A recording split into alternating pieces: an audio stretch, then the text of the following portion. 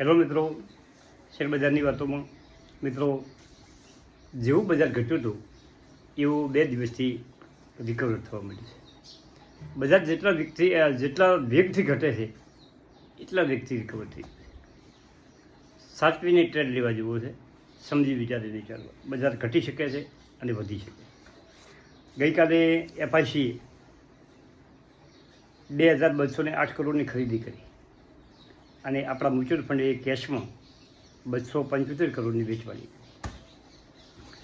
હવે સેન્સેક્સ 81,921 ઉપર બંધ રહ્યો, 361 પોઈન્ટ એટલે કે 0.5% વધારે સાથે. નિફ્ટી પણ 25,000 ઉપર બંધ થવામાં સફળ થયો, 104 પોઈન્ટ વધી 0.5% વધારે સાથે બંધ થયો. બેંક નિફ્ટી કાલે જોરદાર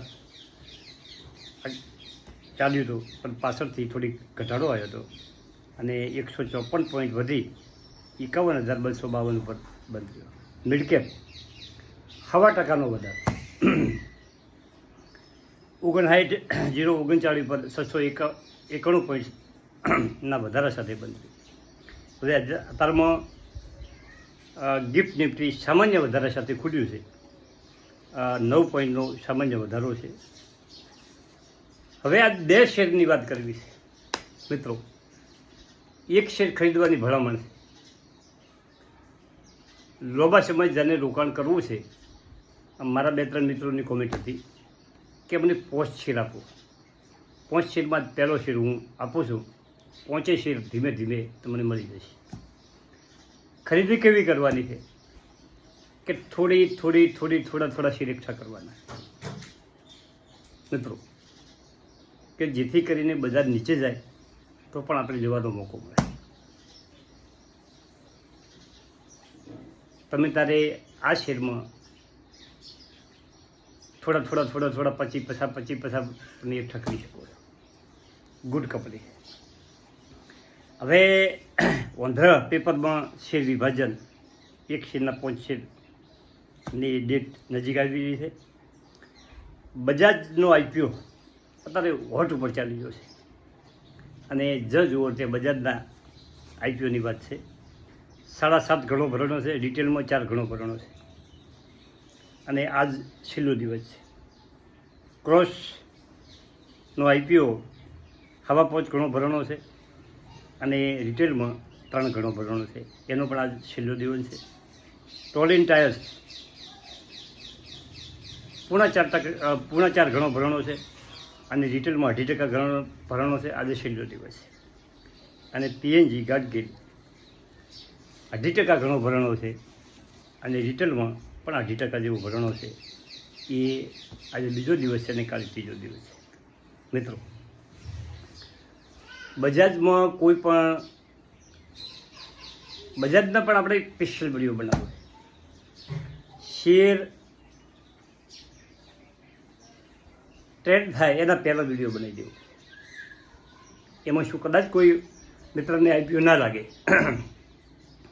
ઘણો ભરાય છે, 10 ગણો તો થશે. રિટેલમાં 100% આજ ખૂબ ભરાય છે, ઘણાને નહીં લાગવાનું. તો શું કરવું? શેર તો લેવા જેવો છે. જેને લાંબુ રોકાણ કરવું છે એને શેર લેવા જેવો. તો શું કરવું? એના માટે એક વિડીયો બનાવવો છે. પરંતુ હવે આપણે જે શેરની વાત કરવી છે એના ઉપર આવી જાય. 2 શેરની વાત કરવી છે. સુલ્લોન એનર્જી મિત્રો, કાલે જોરદાર વધ્યો, 5%ની સર્કિટ લાગી. 74 પૈસા આગલા દિવસનો બંધ હતો, 75.83 ખુલ્યો અને હાઈ એણે 78.5 પૈસા બનાવ્યો અને હાઈ ઉપર બંધ થયો મિત્રો. 78.5 પૈસા ઉપર કાલે ખોજી બંધ થયો. હવે એમાં ખાસ વાત નોંધવા જેવી શું છે કે કાલે 17 કરોડ શેરનું વોલ્યુમ થયું. વોલ્યુમ કેટલું થયું? 17 કરોડનું. અને એમાં 49.89% ડિલિવરી ઉઠાઈ. પ્રોફિટ કરવાવાળા લેવાવાળા લીધા, પરંતુ લઈને પડ્યા રાખવાવાળા લોકોએ પણ શેરોમાં ખરીદી કર્યા. આ કંપનીમાં તમે 70 થી મોડીને 75 વચ્ચે થોડી ક્વોન્ટિટી નોખતા. 75માં લેવાના, 70માં લેવાના, એની નેસે આવે, 60માં આવે તો લેવાના, 65માં લેવાના, 66માં લેવાના, 20-25 પછી સીડ લેતા જાઓ અને પછી રાખી મૂકો 5 વર્ષ. આ કંપનીની વાત છે. ખરીદીનો મોકો બનાવો 70 આસપાસ. મિત્રો, ગુડ કંપની છે, સરસ કામ કરી રહી છે અને મોટામાં મોટી કંપની ટર્બાઇન બનાવવાવાળી ગ્રીન એનર્જીમાં છે અને સેક્ટર મજબૂત છે. જે આપણે પેલી વિજય કેડિયાવાળી વાત કરી હતી કે મોદો માણસ રિકવર થવાની કોશિશ કરે તો એના પહેલાંના જે ફૂલ ફોર્મમાં આવી જાય એમાં કંપનીએ દેવું ચૂકતે કરી દીધું, નફો કરવાનું ચાલુ કરી દીધું છે, કોમ જોરદાર કરી રહેશે. વિદેશોમાંથી પણ ટર્બાઇનના ઓર્ડર મળી ગયા છે, નફો વધે છે, વેચાણ વધે છે, બધી રીતે કંપની પરફેક્ટ રહે છે. હવે 2-3 દિવસથી 2-3 કોમેન્ટો મિત્રોની આવી હતી અને ઘણા લોકોએ આ શેર પણ હોલ્ડ કર્યો છે. વોડા આઈડિયા, વોડાફોન, આ કંપનીમાં ગોલ્ડમેને રિપોર્ટ કર્યો અને ખેલ બધો બગાડી દીધો અને તેમાં લોકોને ખૂબ નિરાશા મળે. 16-17 રૂપિયા ચાલતો શેર સીધો 12-13 રૂપિયામાં આવી ગયો. હવે આમાં શું કરવાનું? હવે મિત્રો, આ ઘટાડામાં ખરીદે છે કોણ? પ્રમોટરો ખરીદી રહ્યા. કંપનીને કોણ વધારે જાણે? કંપની ચલાવવાવાળા વધારે જાણે કંપની કેવી છે, શું છે.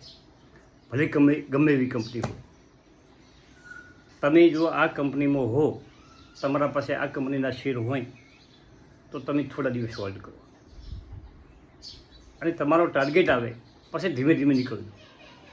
પરંતુ ફરી પાછા તમારા 14.5-15 રૂપિયા આવી જોઈએ તો તમારે કાયમોમાં શું છે કે કંપની મોડી છે, દેવું છે, ગ્રાહકો ઓછા હોય છે, બધું થાય છે, પરંતુ તમારો ભાવ આવે થોડી ક્વોન્ટિટી તમે બીજે લઈ શકો છો. પરંતુ ભાદરા કોઈ બેસવાના નથી, ત્યારે હોલ્ડ કરો.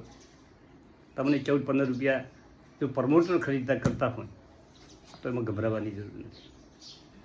કોઈ પણ ભાવે વેચી નથી નીકળવાનું, આપણો ભાવ આવે એટલે પછી નીકળવાનું.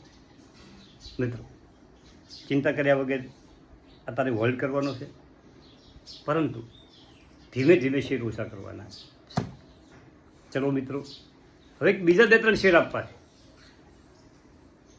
એમાં પણ ધીમે ધીમે ખરીદી કરવાની છે. એક મારા મિત્રની કોમેન્ટ હતી, યોગેશભાઈની, અને બીજા એક ભાઈની કોમેન્ટ હતી કે 5 લાખનું રોકાણ કરવું છે, શેર આપજો. પણ હવે મારે એ શું કહેવું છે કે તમારે 5 શેર નહીં લેવાના. ભલે તમારો 5 લાખનો પોર્ટફોલિયો હોય પણ 15-20 શેર લેવાના છે. 5 શેર હું આપું, તમને ભલામણ કરું, પણ નીચા ભાવે લેવાના. અને 5 શેર તમે ગમે તમારે તમે જોઈ શકો છો, અભ્યાસ કરો, રિસર્ચ કરો, સારી કંપનીમાં હોલ્ડ કરવાનો, સમય આપવાનો, પૈસા બનશે. Thank you.